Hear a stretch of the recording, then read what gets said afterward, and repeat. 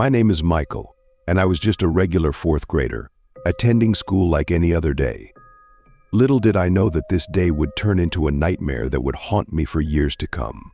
It all started when the final bell rang, signaling the end of another school day. Excited to head home and indulge in some after-school cartoons, I grabbed my backpack and raced out of the classroom. As I stepped outside, I noticed a man standing by the school gate, scanning the crowd. He looked familiar, but I couldn't quite place him. His smile seemed friendly enough, so when he called out my name, I didn't hesitate to approach. "Michael, hey there. Your friend's dad couldn't make it today, so he asked me to give you a ride home." "Hop in, buddy," he said, gesturing towards his car parked nearby. I hesitated for a moment, wondering why my friend's dad hadn't informed me himself. But then I shrugged it off, thinking maybe he was busy with work. Besides, the man seemed nice enough, and I was eager to get home. So, without giving it much thought, I climbed into the passenger seat of his car. As we drove, the man engaged me in small talk, asking about school and my hobbies. He seemed genuinely interested, which put me at ease. Little did I know his friendly demeanor was just a facade, masking his sinister intentions. Eventually, we arrived at a house that I didn't recognize.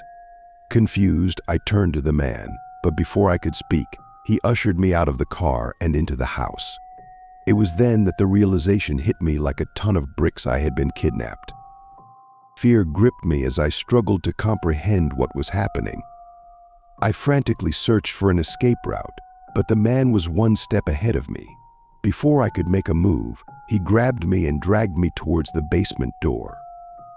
It swung open with a creak, revealing a dark and ominous staircase leading downwards. My heart pounding in my chest, I knew I had to do something and fast.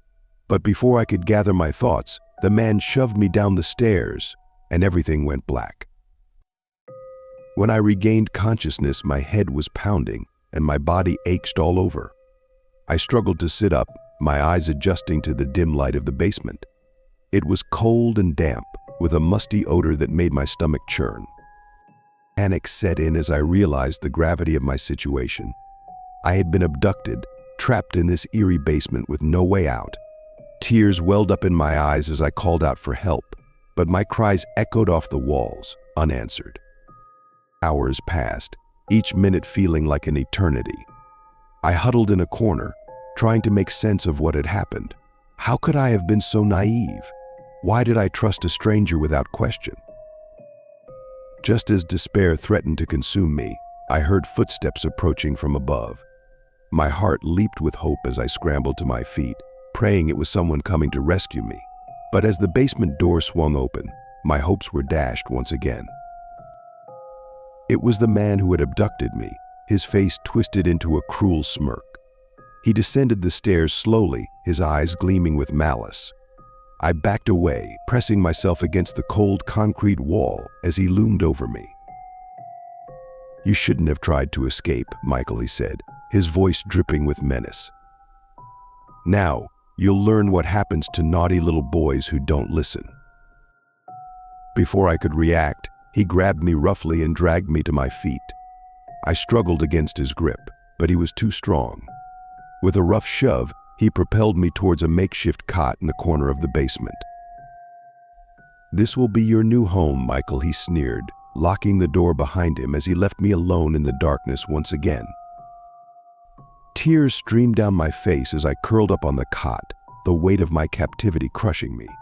But amidst the fear and despair, a flicker of determination ignited within me. I refused to give up hope. Somehow, someway, I would find a way to escape and return home to my family. Days turned into weeks, and weeks turned into months as I languished in captivity, the basement becoming my prison cell. The passage of time blurred together, marked only by the cycles of daylight filtering through the small basement window. Every day was a struggle to maintain my sanity amidst the darkness and isolation. I clung to memories of my family, their faces fading with each passing day. But their love and support remained a beacon of hope in the darkest of times. Despite the despair that threatened to consume me, I refused to surrender to despair.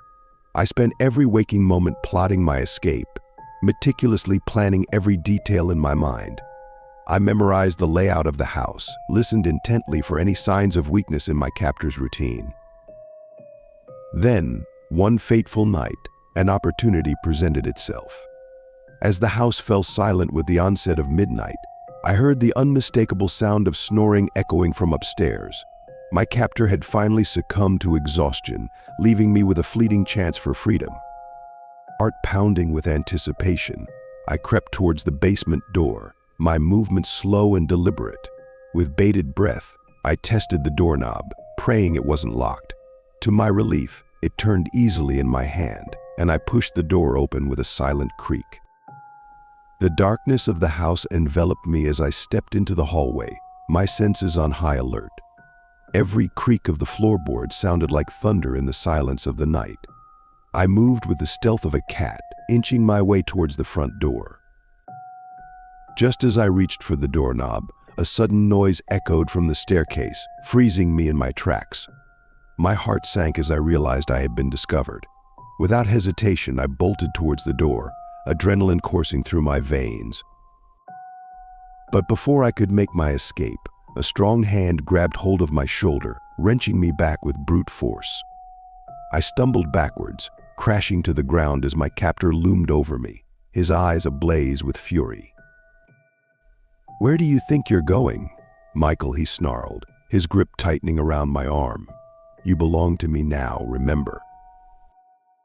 With every ounce of strength I had left, I fought against his hold, determined to break free. But he was too powerful, his grasp unyielding as he dragged me back towards the basement stairs. Desperation flooded through me as I struggled against him, knowing that if I didn't escape now, I might never get another chance. With a surge of adrenaline, I summoned every ounce of strength within me and delivered a swift kick to his knee, causing him to stagger back in pain. It was all the opening I needed. With a burst of speed, I broke free from his grasp and sprinted towards the front door, ignoring the searing pain in my limbs. I could hear my captor's enraged shouts echoing behind me as I flung the door open and raced out into the night. Freedom was within reach, tantalizingly close as I sprinted down the deserted street, my heart pounding in my chest.